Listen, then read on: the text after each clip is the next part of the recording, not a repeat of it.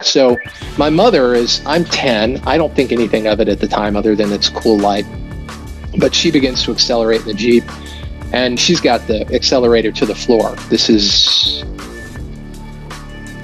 1993, 1994, something like that. She's got the governor to the floor. So she's going 100 miles an hour roundabout. And this light begins to change its position. It goes from the horizon behind us to the horizon to the left of the vehicle, to horizon to the right of the vehicle. I don't recall it ever going in front of us, but it kept going back and forth. And it didn't fly over. It was like it was flying behind, but it was also blinking, so it was difficult to track. And that's the entirety of the experience. I remember after the light goes away, my mom turns to 10-year-old me and says, "I don't think they took us because of the dog."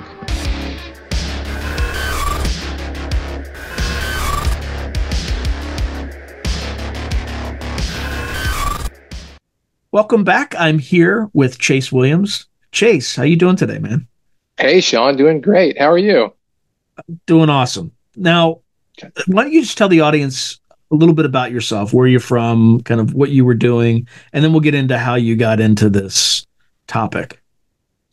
Yeah, well, thanks for having me on the show, Sean. I appreciate it and glad to be here. So my background is in electrical engineering and mechanical engineering. I've worked in corporate America for the past 2.5 decades, and I've been a consultant for about the last decade.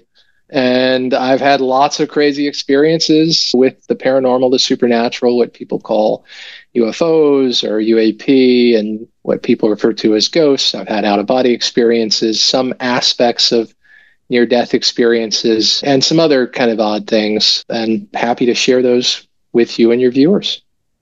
Yeah, let's get started with kind of the first thing that happened to you that made you think reality is not what it appears to be.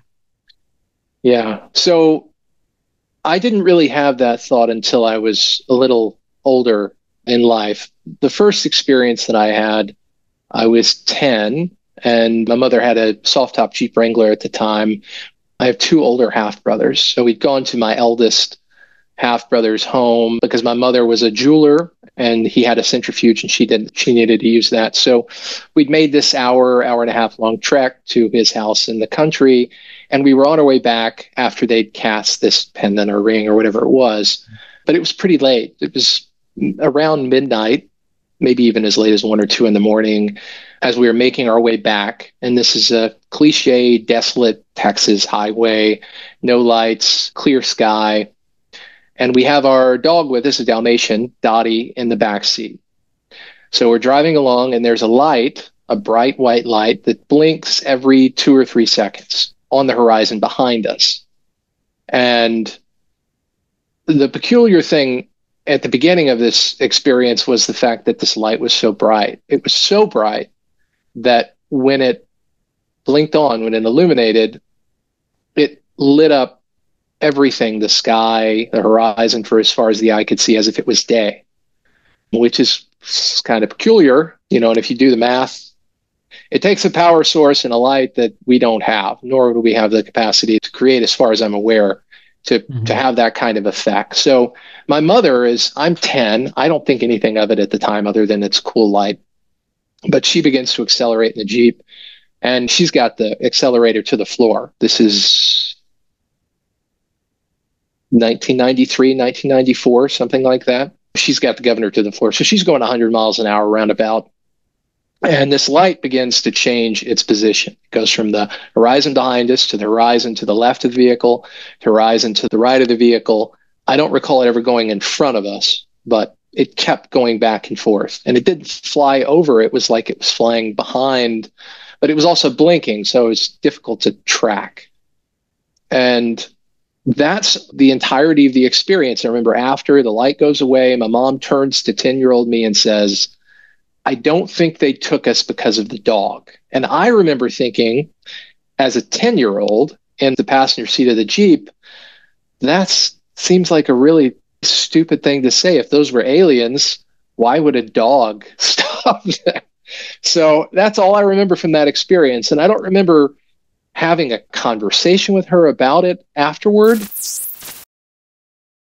When the United States and China clash, the world will never be the same, especially when forces beyond reality threaten to intervene. What if the United States went to war with the People's Republic of China? How would these rivals fight for supremacy on land, sea, air, and across the stochastic streams of time? What wonder weapons would be unleashed? What horrors would emerge from the irradiated sludge of the South China Sea? What heroes would rise and forever change the course of history?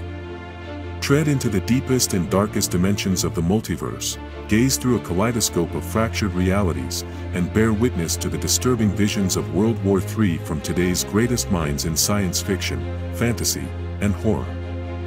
Weird World War, China. Available now from Bain Books at bain.com.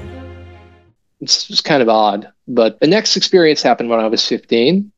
Well, let me stop you right there. She said, sure. I don't think they took us. Yeah. Yeah.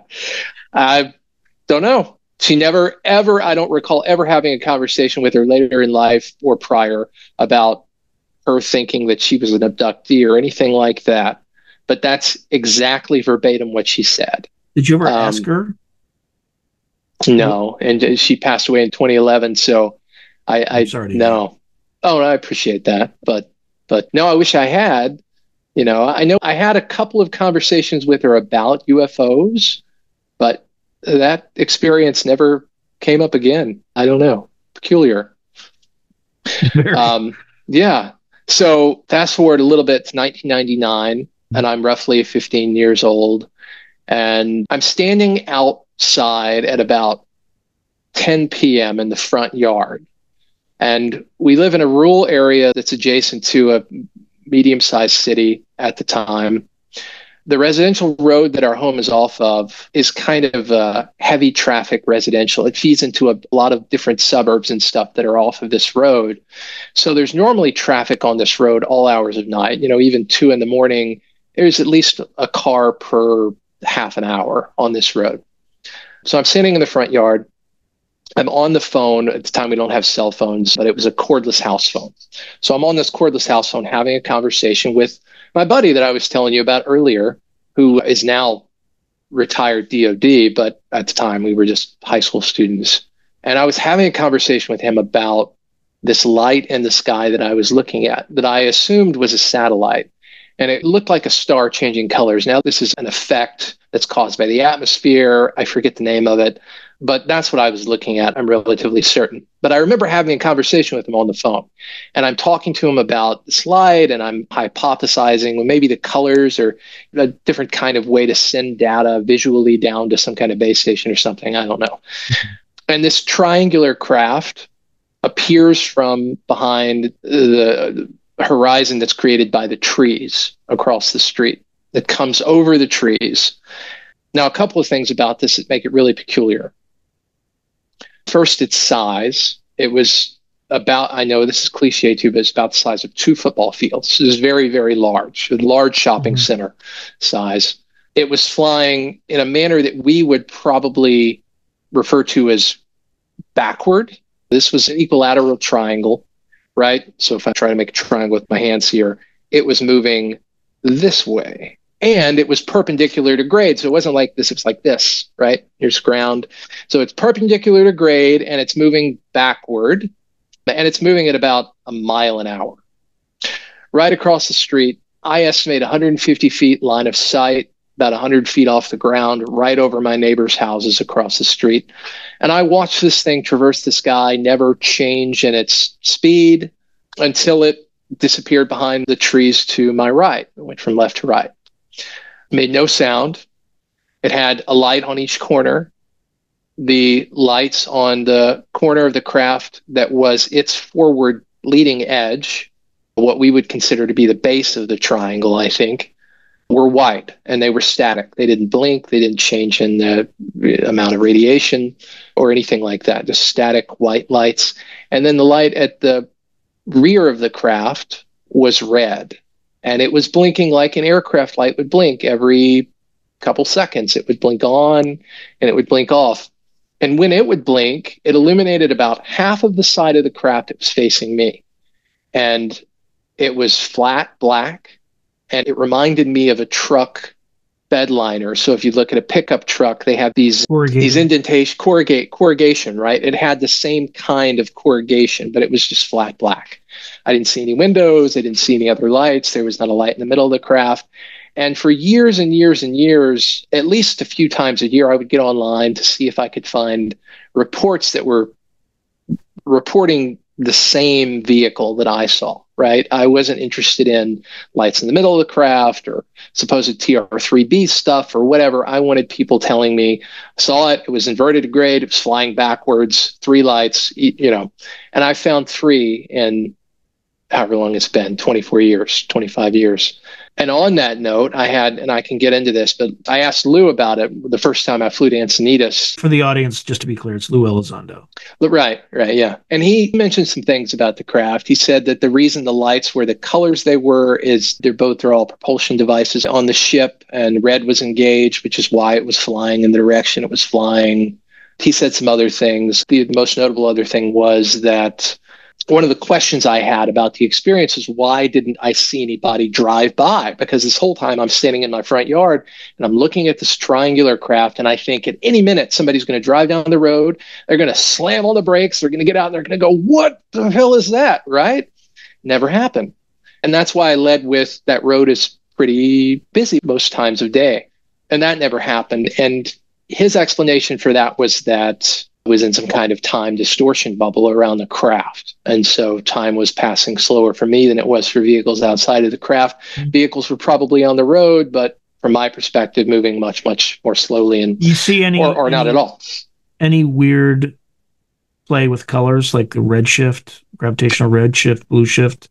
That's not that I can recall during that experience. I failed to mention too that during this experience, I had enough time to run inside, look for a camera. Didn't have digital cameras back then. We had a camera with film sitting on one of the entryway tables, but either the batteries were dead or the film had already been used up and I didn't have another roll. I don't remember which. My mother, potentially interestingly, was also asleep on the couch and would not wake up. To advertise on Through a Glass Darkly, email throughaglassdarkly@gmail.com. Yelled at her, screamed at her, would not wake up. Now, I didn't go over and shake her because I wanted to get back outside to continue to watch this thing. But immediately after this thing passed the trees, couldn't see. By the way, that's common. I hear that all the time. Like, you try to wake other people up, they're not responsive. Anyway, sorry to continue. Yeah, but no. Yeah, it's interesting kind of bit about the experience. But immediately after it passed, she came outside. And I said, Mom, there's a freaking alien craft, triangular, bigger than everybody's houses over here. Let's just take the Jeep. We still had the Jeep at the time. Let's drive the Jeep down the road. No, she was not interested in that. She could tell that I wasn't making it up, that I had a real experience. I think she was frightened. So that's curious. Now, aside from those 2 events relatively early in life, there's one other event that I had that happened right around the same time. I recall seeing a program on television at one point prior to this talking about kids that were mediums that were talking to spirits. And I thought, that's interesting. If people really can communicate with spirits, then I bet I can. And so for about a week or 2, I convinced myself that I could. And I just tried to see stuff. I'd walk into a room and squint my eyes and there's something hazy over there maybe. And I did that for a week or 2. So on this particular evening after those thoughts and doing those things, I go to my bedroom to go to bed. I get into bed. I lean over to turn the nightstand lamp off. And I haven't fallen asleep yet. I turn the lamp off and there's a light that looks like a star in the corner of my room, right where 2 adjacent walls meet with the ceiling. There's this bright pinprick of light. Now, there's no attic in this house. It's dark outside. There are no adjacent rooms that have any kind of sources of illumination in them. And so I'm thinking these things as I sit up in bed and kind of squint at this light. And as I do that, it flies at me. Almost immediately, it's right in my face. It's about an inch away. and it's a face. Now, I didn't stick around to try and communicate. It scared me half to death. I ran out of the room, covers and all. But what I recall seeing features on the face, the eyes were red. I could only see half of the face aside from the eye. I could see this red dot, glowing red eye, I guess. And the half of the face that I was able to see looked like a metal plate. I don't know what to do with any of that. I don't know if it means anything, but that was the experience. And I ran out of the room. And I remember as I'm, 10 feet outside of the bedroom, covers and all, I remember thinking, all right, that's enough. I know I can see him. I don't need to see him anymore. That's all I needed. And I haven't had any experience like that since then. I don't know if that's a coincidence, but from my experience, and, per kind of tying into some of the earlier parts of our conversation here, things tend to happen when you think about specific things. And I assume that because I had that thought and went through that process of trying to see things, I assume that's why I saw something. But that could be incorrect. What was the vibe? Like, how were you feeling when you saw it? Oh, absolutely terrified. But was it just because it was novel, or was it because this thing was exuding negative energy? No, I don't think so. I don't think this thing was negative. I think, even now, if something flew at, I'm assuming if something flew at you, and I know if something flew at me right now, I would still react a little bit. I might stick around to investigate, but at that age, I was not interested. My mom grabbed the Bible, the crucifix. I grew up Catholic too. And it's hard to stick, man. It's hard to, go away. Right. Especially when you're talking about talking to spirits and stuff like that. Like, the hair on my neck rose on that one, because you could have a really positive experience, or you could do, if you're in a low vibrational state, you're going to get something. It's just ain't going to be. I'm not somebody who thinks that it's all love and light. I think you can't have light without darkness. I completely agree. There's got to be both. Yeah, I think you're right. But she took the crucifix and the Bible in there and did the whole spiel and thought that was enough for me to go back in there and go to bed. And I was like, I'm not going in there. And I think it took me a couple of days to get up the nerve to go back in the room. Of course, it's just a room. But so those through the top three experiences are early life for me. I didn't really think about the implications of these experiences in those moments. I don't know if that's due to just being immature or preoccupied with other things, probably, but I didn't really think about these experiences until later in life. So in between then and 6-7 years ago, I've had other less substantial experiences. We've seen lights in the sky. There have been objects that have gone missing and turned up elsewhere, strange noises, stuff like that, but not too frequently. Now, 6 or 7 years ago, my buddy, who I went to school with and talks to me less now and just is recently retired DOD, he was down visiting one time, and we went to investigate this ghost road. Now, these are all over the United States. Hell, they're all over the world. And they all have these stories that people have made up. Maybe there's some truth in them. The wife lost the husband, and the conductor of the rail lost his head, and now he's going, whatever the story is. They seem to be really similar. And a lot of these roads are 5-6 miles in length, straight shot. You get headlights at the end. It looks like you got a floating orb. So we're out on one of these roads that's local to us. And at the time, he's off from deployment in the Middle East.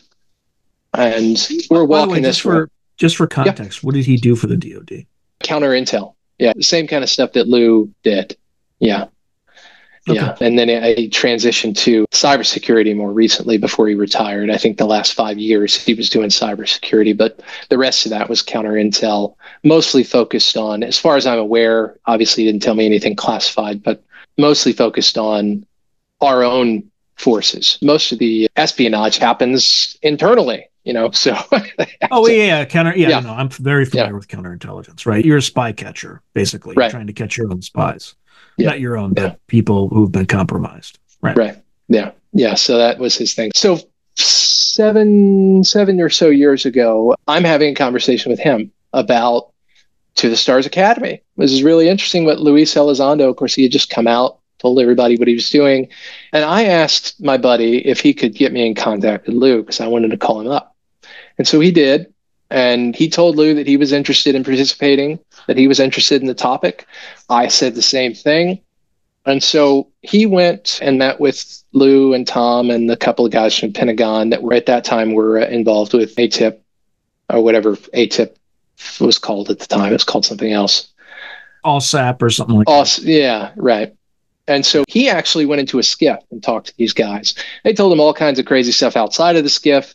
They got into the skiff. Their story changed. Lou wasn't included in that conversation in the skiff, but he was at this hotel lobby, and they actually recorded my guy and put him on History Channel. And it was a big ordeal for my buddy because he was an active CI at the time. And even though it was just the back of his head, he had to disclose it to his CO. And it was a big investigation because now you're on global television and yada, yada, yada. So he appeared on global television before he cleared it internally. Absolutely. Had no idea he was even there. He saw it on the History Channel and then called Lou and said, what the hell?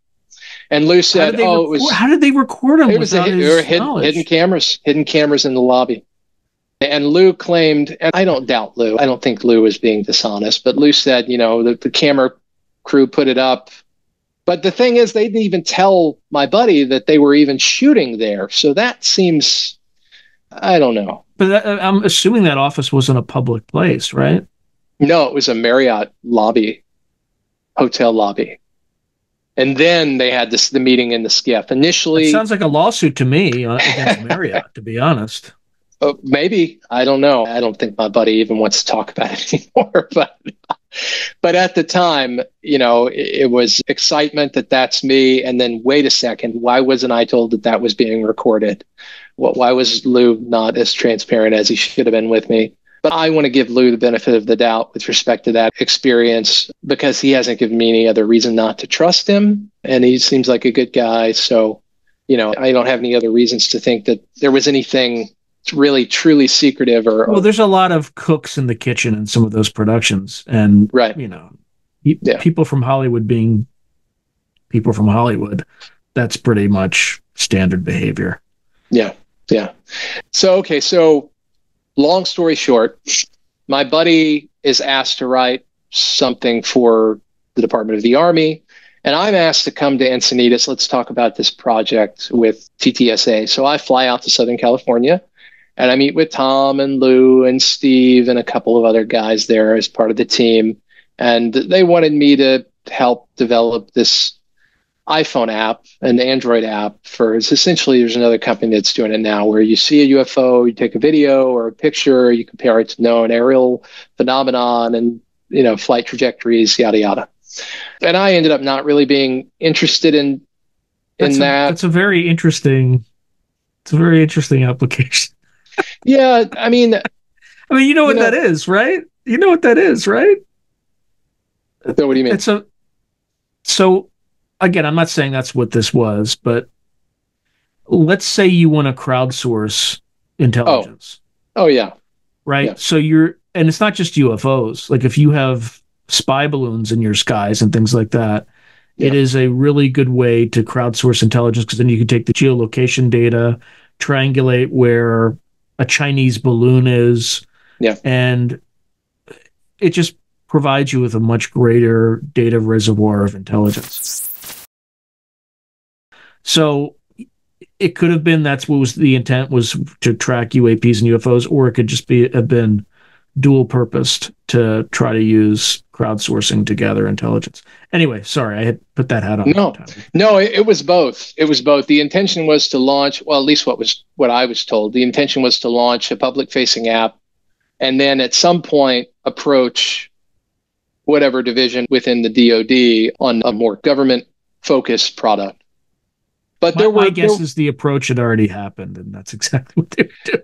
Yeah, probably. Yeah. And it was curious because one of the main things that turned me off from really working with them on that project was I went back and I listened to all of Tom and Lou's interviews, right? And I put a lot of time into transcribing everything, every show they'd been on, and comparing all that information. And one of the things Tom said in an interview was that he made the claim that they had intelligence and confirmed that NORAD was tracking UAP coming in and going out of the atmosphere with this specific system. And so I brought that up to Tom while I was there. I said, are we going to interface with this NORAD system on the back end of the government version of this product? Not and a chance.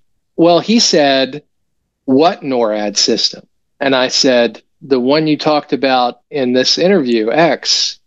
And he said, I never talked about that. And so immediately I think, all right, well, you don't look like you're inebriated or high or anything, I don't know. So that rubbed me the wrong way. But regardless, I stepped away from that project, continued to communicate with Lou and Steve and these guys and Sean pretty frequently. Sean who? I'm trying to remember Sean's last name. Is it Cahill? Cahill, yeah.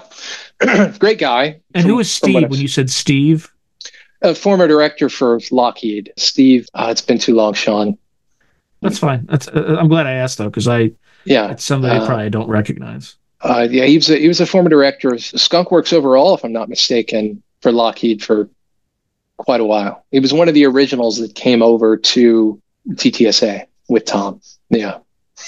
I'm not sure if he's still participating or there's a different kind of organization that they've worked out, but yeah. So I continue to work with these guys, but so I have this interaction and it leads me to have more conversations about UFOs and cattle mutilations and all kinds of things that are kind of under this umbrella term ufology, including remote viewing, led into remote viewing. So we're investigating these things, and I'm just doing this for fun because now I'm communicating with Lou and Steve and all these other guys, right? So after a couple of months, you mentioned CE5 in the beginning of our conversation. I look at Greer's protocol, and I find hundreds of videos on YouTube of people that are practicing CE5 protocols, not necessarily the specific one outlined by Greer, but comparable processes to get these things to pop up. And I'm amazed at how many groups of people around the world are doing this. I find specifically this guy in SoCal that was meeting in this park outside of LA for 5 or 6 years, almost, I want to say 2-3 times a week. And it was open to the public and people would show up and he would just pick one point in the sky and look at it during the day. It's not at night, right? During the day, and a craft would appear, a light would appear every single time. And so I go out and I try to do this myself. And I wouldn't say any kind of resounding success, but I see lights coming and going, little lights, pinpricks of light. And then at the time, my wife and I and our kids, we move to a new house. We're in this new house. And shortly after moving, I have a conversation with an experiencer on the phone, a guy that saw a triangle similar to the one that I saw. His fiance or girlfriend is with him. She sees the same thing. They're talking about after the fact that they're experiencing a high frequency of coincidence, that they're seeing things on TV and then people are showing up with these things on TV. And I remember looking at Kevin Day's testimony with respect to the USS Nimitz encounter and all the stuff that Lou and Tom did there. And Kevin also saying the same thing, that he's out on his property and he's out walking in the woods with his cousin and they think about ice cream. They get back to the house and one of their long lost cousins shows up with ice cream, or he's out of beer and he wishes somebody would bring him beer and somebody brings him a 12-pack or whatever. So I'm thinking about that. And I'm also considering some of Eric Davis's work. There's a paper, and forgive me, I don't remember the name of the paper. I have it here in my files somewhere, but there's a paper where they talk about effects from close encounters with craft, both positive and negative effects that have been observed. One of the positive effects is that it can increase the frequency of what we perceive to be coincidence. And they hypothesize that this occurs due to some interaction. Well, it's an interaction with microtubulin. They specifically call out microtubulin in the brain. And I thought that was really interesting because when you look at consciousness research, many people might be familiar with Sir Roger Penrose and Stuart Hameroff and their theory of orchestrated objective reductionism, but there are many theories. It's one of the leading theories on what consciousness is or where consciousness could potentially come from. And orchestrated objective reductionism, or OR, postulates that consciousness comes from microtubulin in the brain interacting with a vibratory quantum field, and that this field is consciousness itself. Now, OR doesn't say all of that. You have to look at orchestrated objective reductionism compared to some of the microtubulin. The reason I ask is I've never heard this terminology. I've never heard of microtubulin. They are structures in the brain that, prior to, I think, some of the more recent work in the last 10 or 20 decades, and they're not just in the brain, they're everywhere. Microtubules are everywhere, but the ones specifically in the brain have been thought to play some role in conscious experience and awareness. And so this Nobel laureate, Sir Roger Penrose, in collaboration with Stuart Hameroff, who's also, I think initially he was an anesthesiologist, now he's a neurosurgeon. They postulated this theory, So microtubule, anyway, it's a microphysiological structure. And some of the leading theories include now that what's happening is there's this vibratory field, a quantum field, that we interact with through these tubulin. So there's actually wave collapse occurring in the tubulin, right? And there are a lot of other people that talk about this. You're familiar with Donald Hoffman's work, his theory, Case Against Reality, which has been pretty popular in recent times. He kind of takes this theory and expands on it in a different way from an evolutionary biologist perspective, or evolutionary theory, that you only see what you're required to see in order to survive and to procreate. So this version, we know that this looks like a mouse, but it only looks like a mouse because we need it to look like a mouse. It's not actually a mouse. Sound like a crazy person when you say that, but if you look at the research, there's a lot to back up that theory. There's also, I'm going off on a tangent, Sean. Where was I in my story? So you were talking about Eric Davis and his research on microtubulin. Right. So I was getting to the main experience that really put me into thinking about this and looking at it every day. So I'm having these thoughts about the nature of consciousness and conscious experience and what we consider coincidence or synchronicity. And I have this thought, standing in my kitchen, I'm making dinner. I have this thought that, well, maybe thought creates reality, as general and maybe as silly as that might sound. And something happens to me physiologically. I don't know how to describe it, but I felt really, really good. I felt better than I've ever felt before, physically, mentally, just instantaneously. It's like a light switch. And I'm compelled to go outside. And I walk outside, and I'm in my backyard, and I look up, and I do this really brief, shortened version of Greer's E5 protocol. It probably took me 30 seconds. I visualize myself going out of my body and going over the city, flying out, right? Coming back. And I ask a question. And the question is, does thought create reality? That's it. And a light appears in the sky. Close, bright, orb. Now, I know I started this off by saying that, I'm an electrical engineer, mechanical engineer, yada, yada, yada. I've worked for NASA. I've worked for various parts of the Department of Defense. I've worked in aerospace. I worked in sea-based tech, ground-based tech, and some space-based tech. And I couldn't identify this. That doesn't mean that it wasn't something normal, but I couldn't identify it. And the engineer part of me in that moment in time thought, okay, well, if this worked, let me do it again. Let's get another one to appear. I'll do it again and again and again, right? And that's what I did 7 times. And they all appeared every single time. And on the 3rd time, my wife at that time came outside, because we're supposed to be eating dinner and I'm standing outside, comes outside to ask me what I'm doing. And I say, I think I'm manifesting UFOs. And she calls me. Is this during the day or night? This is like 6:30, 7 o'clock at night. Yeah. Okay. Yeah. It was dinner time. So, and she calls me crazy. And she says, show me, prove it.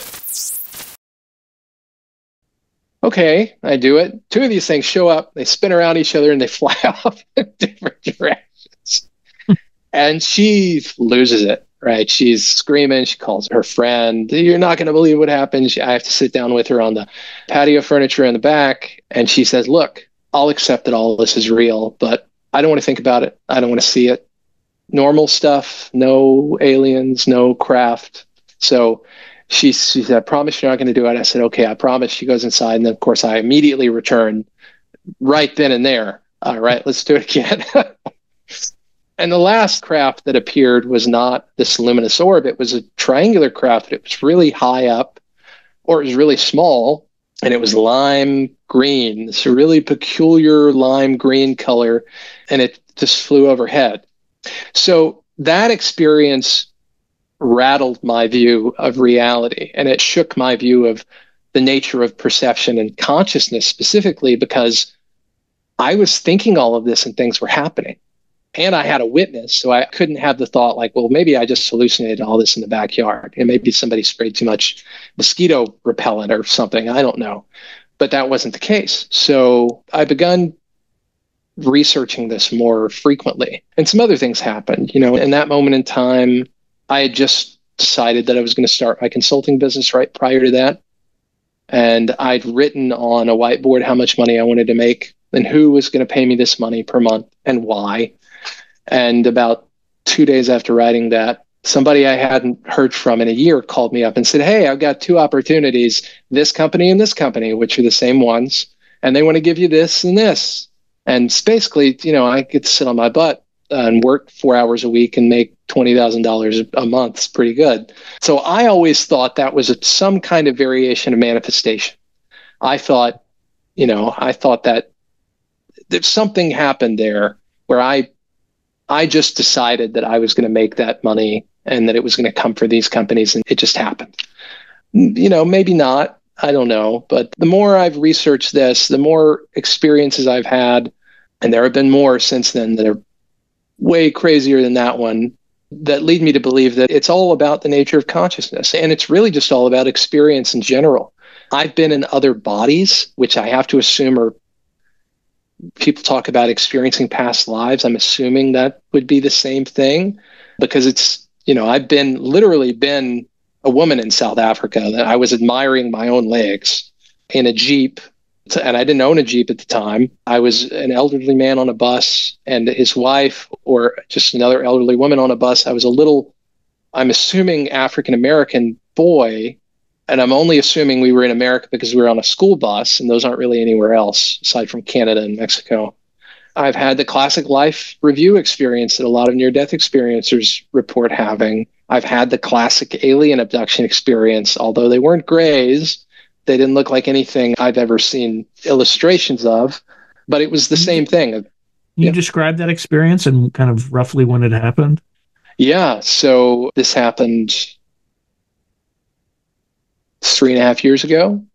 I should preface this by saying that this experience was facilitated by the use of N,N-dimethyltryptamine, which I integrated into my research about 3.5 years ago, 4 years ago, because I noticed that there've never been one for psychedelics or really anything, but I was really intrigued because a lot of the trip reports from... By the way, this is the second time this has come up with... Is that right?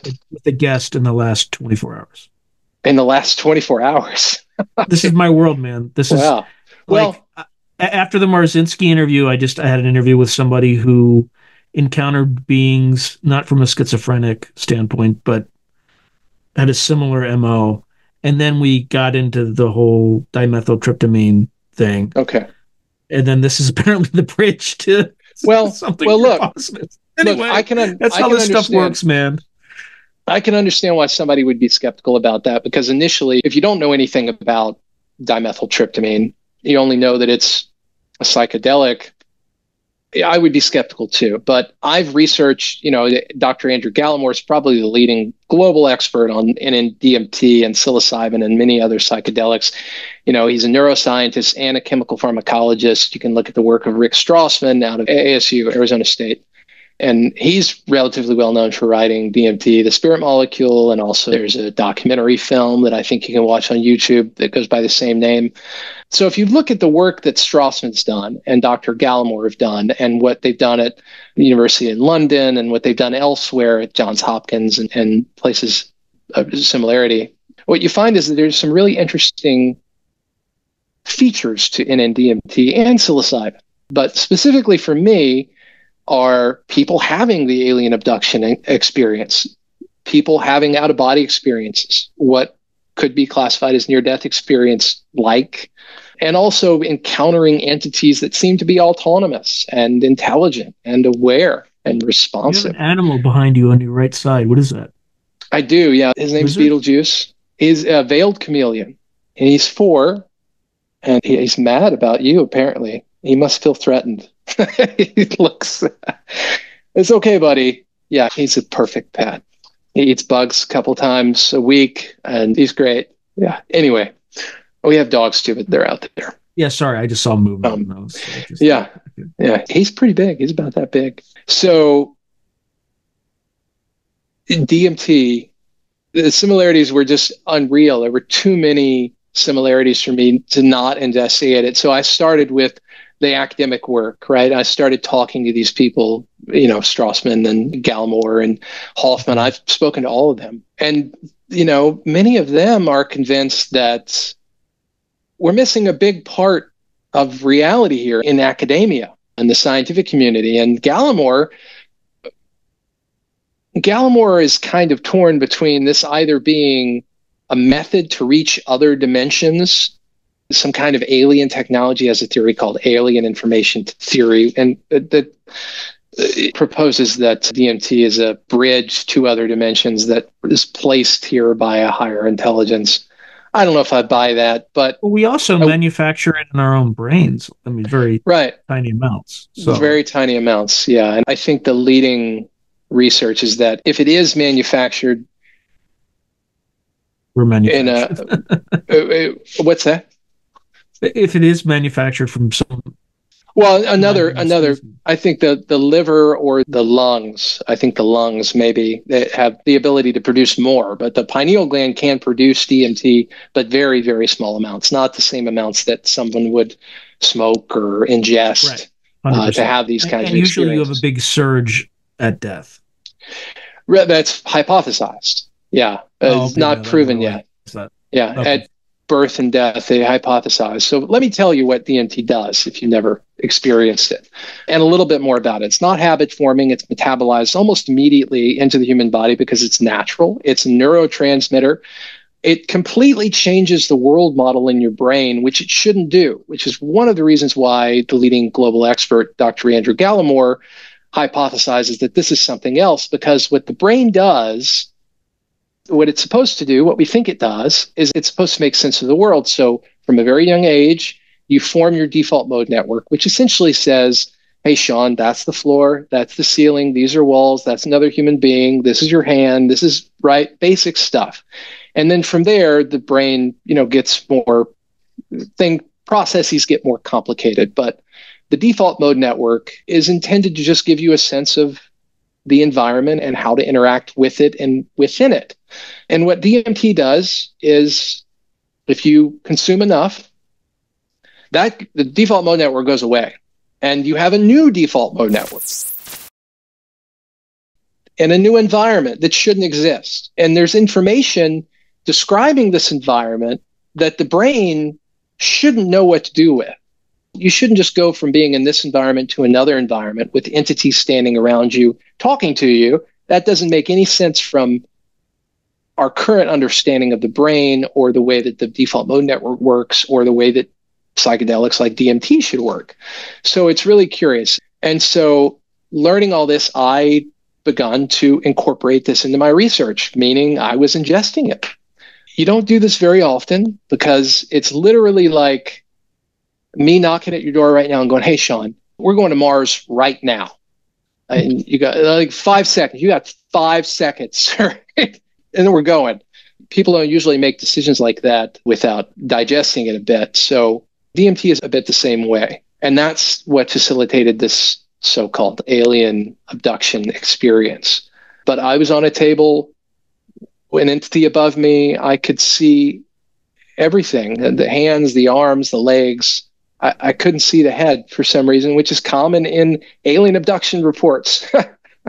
Couldn't see the head. I was on a craft. I was on a metal table, lights above me. They were working on my head. I've also had experiences with the use of that, of being out of body, going into other bodies, as I mentioned earlier, having a life review, communicating with some kind of entities in space, being in space a lot, which is also an interesting feature of a lot of these stories, NDE experiences, out of body, alien abduction. It's curious that we find ourselves during these experiences in space so much.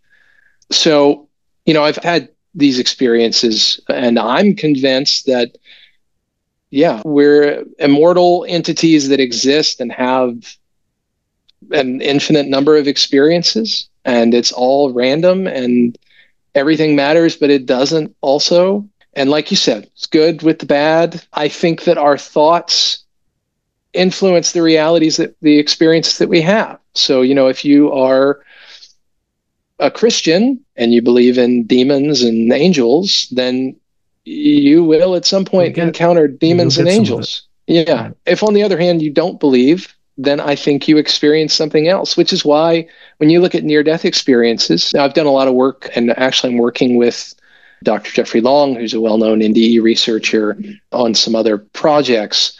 And, you get this wide variety of NDE reports where people that are Christians experience Jesus and God and angels and demons, and people that are Muslims see Muhammad, and Buddhists see Buddha, and yada, yada, yada, right? If you're convinced you're going to go to hell, then you will spend some time in something that's like hell for a little while, until you realize I can experience whatever the hell I want to experience. And so I think that's how it works. I also think that there is some structure. I think there are more advanced entities that exist in this same dimension with us that are trying to understand the nature of consciousness at a higher level than us. But I think in relation to us, they're more like teenagers, whereas we're still wearing diapers. Yeah. Yeah. So that's my perspective at a really high level. I skipped over a bunch of stuff, but I hope that's helpful. Yeah. Absolutely. It's just a question on the abduction. Was that something you felt physically happened, or was that something that was kind of out of... I was there. Like when you used DMT, or is that sometime after? No. So that was during one of the trips. But here's the thing with DMT. If you look at trip reports, typically they classify, the people that talk about them will classify them in one of two ways. Either you've done enough to break through, or you haven't. This was a breakthrough that I had. And when you have a breakthrough, you're somewhere else. When you're pre-breakthrough, you can close your eyes and you could be traveling somewhere else, but you don't actually get somewhere else. This was, I was on a table just as much as I'm in this chair right now. But I also knew that I was having a trip, if that makes sense.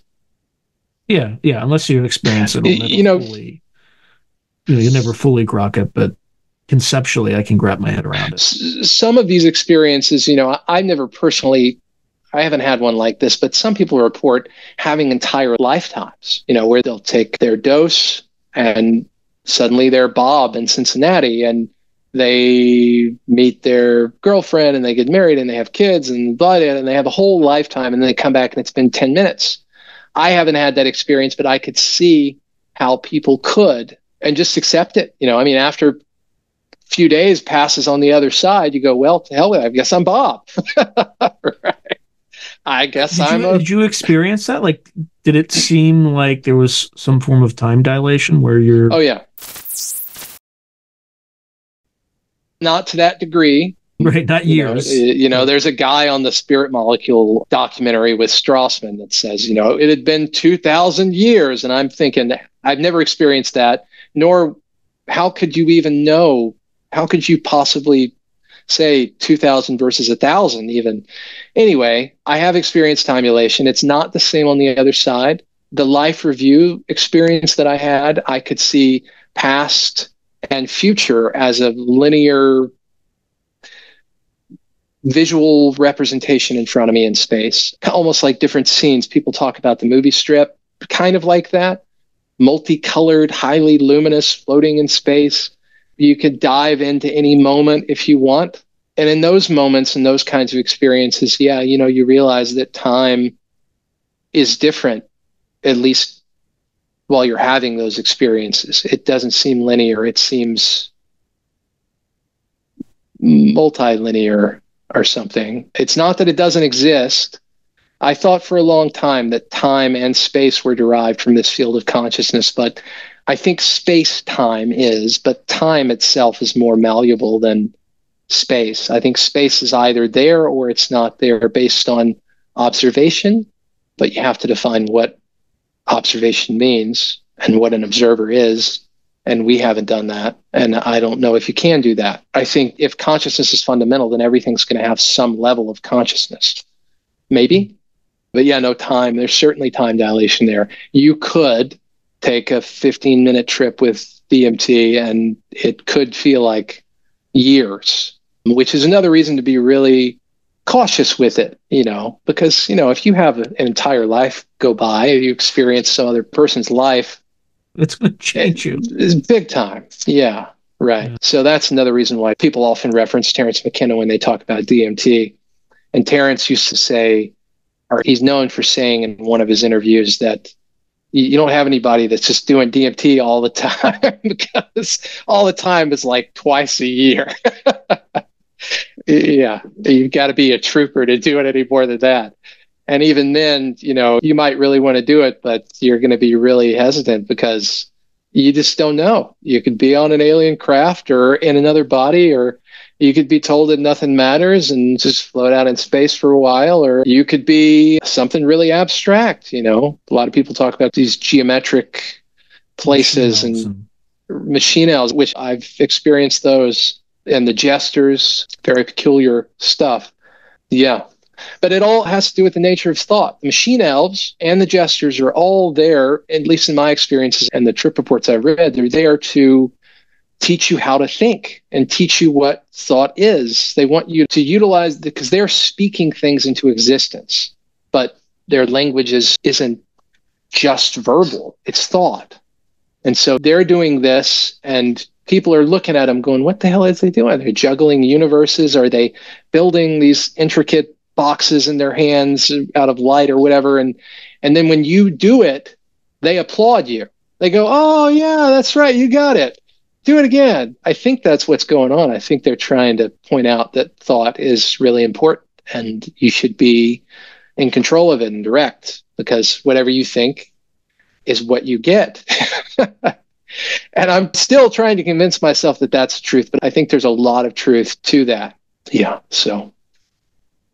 And then the NDE, did this happen during a DMT experience, or did you actually almost die?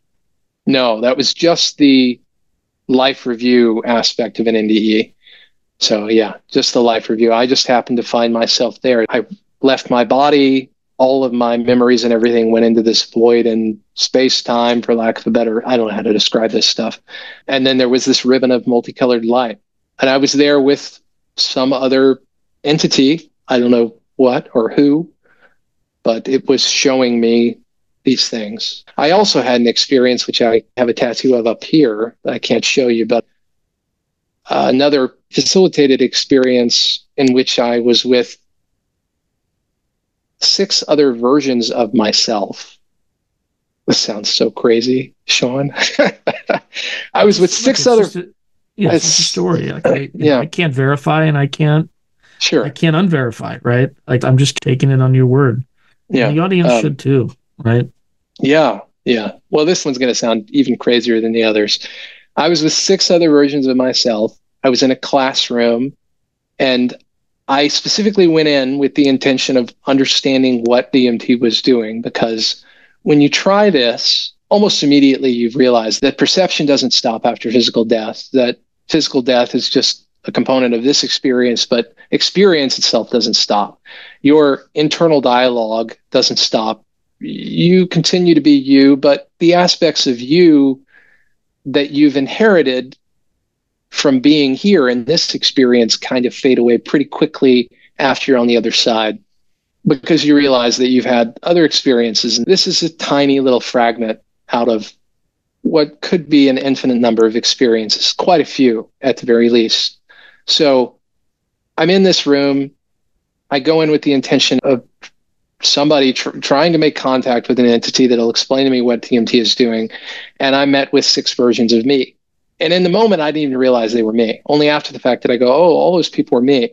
So I'm in this classroom, and there's a lot of reading, as strange as that sounds.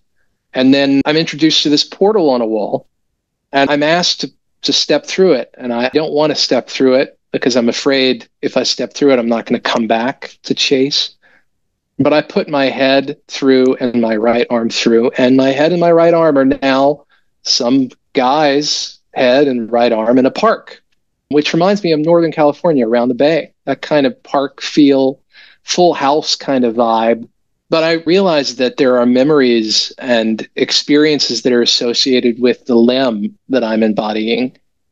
And I'm fascinated by that in the moment. But I'm also afraid, again, with DMT, I'm afraid I'm not going to come back. That's a common fear that a lot of people will talk about.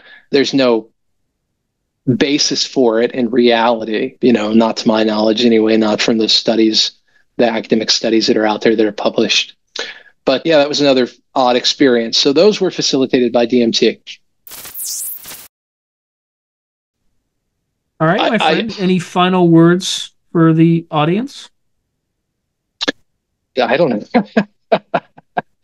Look, there are millions, if not likely billions of people on this planet that have had experiences that they can't explain. And these kinds of experiences range from seeing what have been called ghosts to UFOs, having out-of-body experiences, telepathy, extrasensory perception.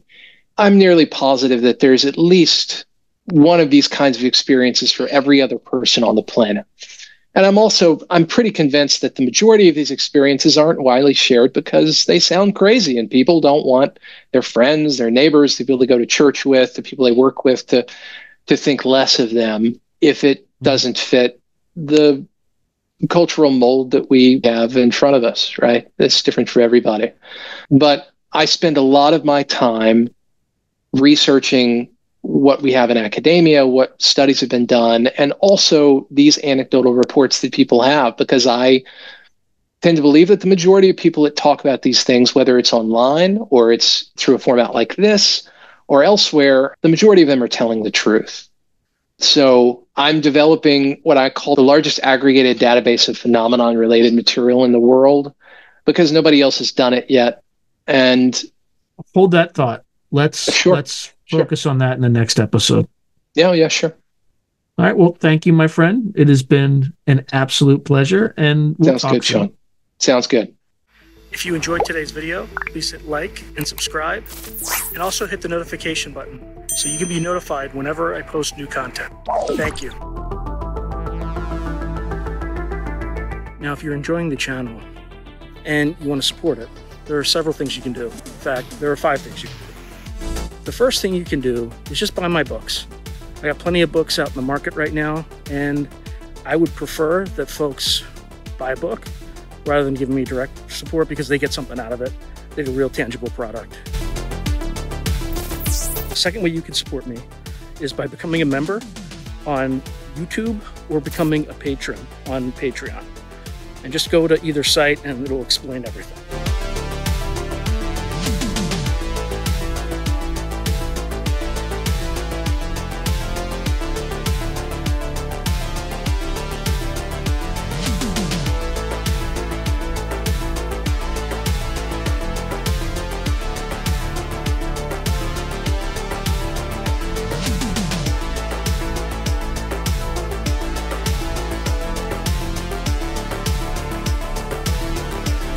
The third way you can support the channel is by checking out my merch site,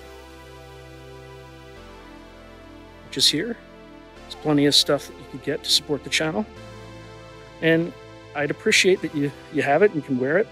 Not only do you help support the channel, but you also help promote the channel, and I appreciate that. The fourth way that you can support the channel, and this is really easy, is anytime you want to buy something on Amazon, literally just go to the description below and click on any link, literally any link. The channel gets a cut of that, and it costs you no extra money. You just go through the link, as I'm part of the Amazon Affiliates Club. The fifth and final way you can support the channel is through donations. Now, I don't prefer these because it's more of an expression of gratitude, but you don't really get anything out of it as a subscriber to the channel. However, if you decide to do these options, there's two options. There's Buy Me a Coffee, which is a separate site, and there's also, you can go through YouTube with either a super chat, super sticker, or a super thanks. Again, I prefer Buy Me a Coffee because that organization takes less money than Amazon does. But either way, I appreciate any support you are willing to give the channel. So thank you very much, and keep watching. I really appreciate it.